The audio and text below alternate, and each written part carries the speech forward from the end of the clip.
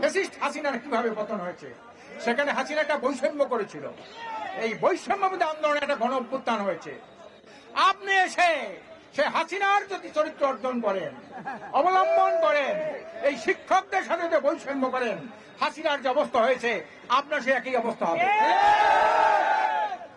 আমরা পরিষ্কার বলতে চাই, একটা দীর্ঘদিনের প্রবাদ, শিক্ষাই জাতির মেরুদণ্ড।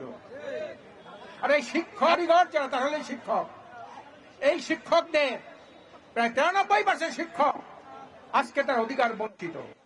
সামান্য কয়েক টাকা এইটা দাবির মধ্যেই তো পড়ে না। আপনি 20% বাসা ভাড়া, 1500 টাকা শিক্ষা খরচ, আর স্কুলে যারা কর্মচারী আছে তাদের 75% উৎসব ভাতা, আপনি দেন কত 25%। তোরা ঈদ বিভিন্ন অনুষ্ঠান করবে কিভাবে? আবিষ্কার ইনসাইডকে বলছি, আপনি অর্থনীতিবিদ হিসাবে একজন শ্রেষ্ঠ মানুষ, রাজনীতিবিদ হিসাবে শ্রেষ্ঠ কিনা আপনার কর্মকাণ্ডে কিন্তু এখনো সেটা প্রমাণ করে না। আজকে শিক্ষা প্রতিষ্ঠান বন্ধ ঘোষণা করেছে অনির্দিষ্টকালের জন্য, যতদিন এই দাবি আদায় না হবে।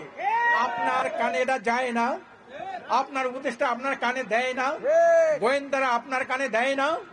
আজকে যদি এই শিক্ষক ভাইরা আমার, আজকে যদি তারা এই প্রতিষ্ঠান বন্ধ রাখে, আমার দেশের ভবিষ্যৎ, শিক্ষা যে ছাত্র তাদের ভবিষ্যৎটা কি হবে বলেন? আমরা কিন্তু আঙ্গুল বেঁকা করলে আপনার তক্তে তাওস খান খান হয়ে যাবে। ইডির মধ্যে আপনি প্রমাণ করেছেন আপনি জনগণের আশা আকাঙ্ক্ষা তার দাবি পূরণে আমরা চরমভাবে ব্যর্থ হয়েছেন। আজকে শিক্ষকদের উপরে, এই নিরীহ শিক্ষকদের উপরে আপনি হামলা চালান। একটা দাবি যদি আগে পূরণ করতেন তাদের প্রেস ক্লাবের সামনে এই সমাবেশ করতে হয় না।